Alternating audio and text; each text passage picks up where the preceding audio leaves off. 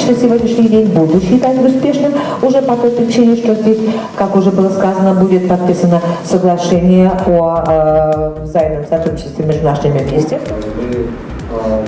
Мы желаем и будем работать над тем, чтобы как можно больше было визитов как с нашей стороны, с Чешской Республики, так и с чешской стороны нашей республики.